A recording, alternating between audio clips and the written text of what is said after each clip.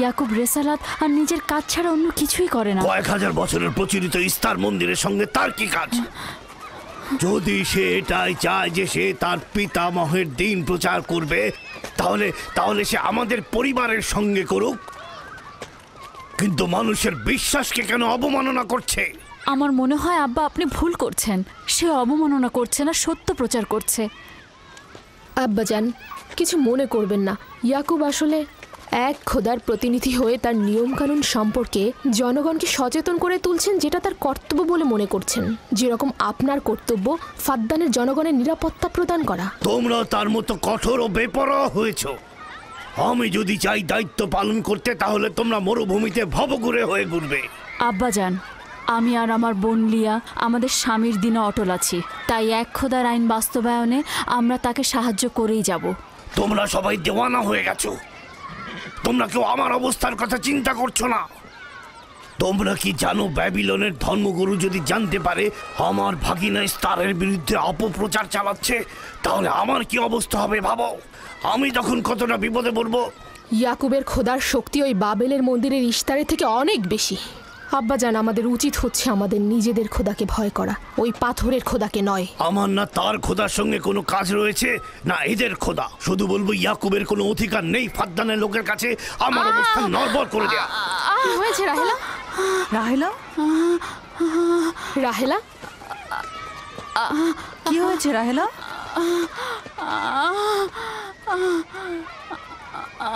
রাহেলা, রাহেলা, কি হলো তোমার? এমন করছো কেন? আলহামদুলিল্লাহ, মনে হয় সময় হয়ে গেছে। যাও, ধাত্রীকে খবর পাঠাও। আচ্ছা আচ্ছা, যাও। চলো আমরা সবাই মিলে ওকে ঘরে নিয়ে যাই। হ্যাঁ চলো, চলো, চলো ঘরে নিয়ে যাই ওকে। আস্তে আস্তে। পলাশ, বলুন জনাব। যাও, তুমি মরুভূমিতে যাও, ইয়াকুবকে বলো এখনই যেন চলে আসে। খুবই দ্রুত যাও। জি আচ্ছা। আমার ঘোড়াটা নিয়ে যাও।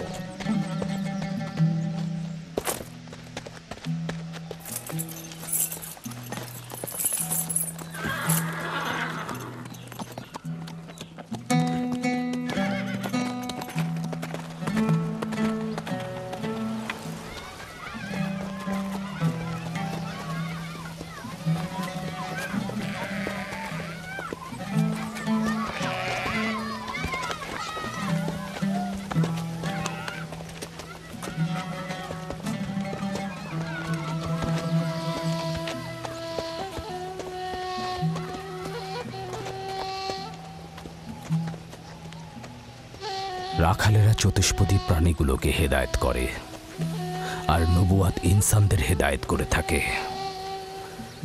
সম্ভবত এ কারণেই অধিকাংশ নবী রাখাল ছিলেন। আমি ইসরায়েল ভেড়াগুলোর সঙ্গে আমার সন্তানদেরও মরুভূমিতে নিয়ে এসেছি, যাতে তারা হেদায়েত গ্রহণ শিখতে পারে। আমার সন্তান বনি ইসরায়েলেরা কেন ক্ষমতা ও পেশি শক্তিকে মূল দণ্ড হিসেবে মনে করছে? আমি তো তাদেরকে পেশি শক্তি বা জোর করে চাপিয়ে দেওয়া কোনো কিছু শিক্ষা দেইনি। তোমরা কি শুরু করলে? তোমরা কি শুরু করলে? ওঠো, ওঠো শামুন, ওঠো। আমার উত্তরাধিকারী ও পরিবারের প্রধান সেই হবে যে খোদাকে সবচাইতে বেশি ভালোবাসবে। ইব্রাহিম ও ইসহাক ছিলেন সর্বোৎকৃষ্ট। তার মানে এই নয় যে তারা অধিক শক্তিশালী ছিলেন। শক্তি দিয়ে সবকিছু জয় করা যায় না।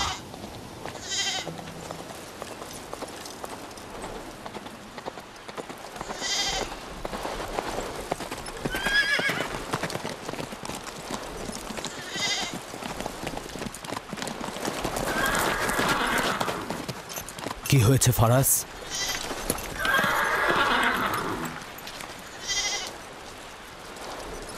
তোমরা ভেড়াগুলোকে নিয়ে আসো।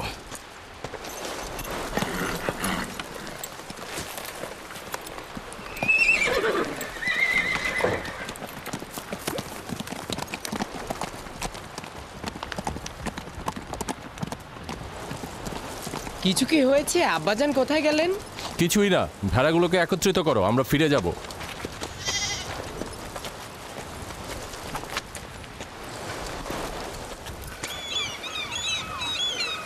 বেল, হ্যাঁ, রাহেল তো তোমার সতীন, রাহেলের সঙ্গে তোমার অনেক ভালো সম্পর্ক দেখছি।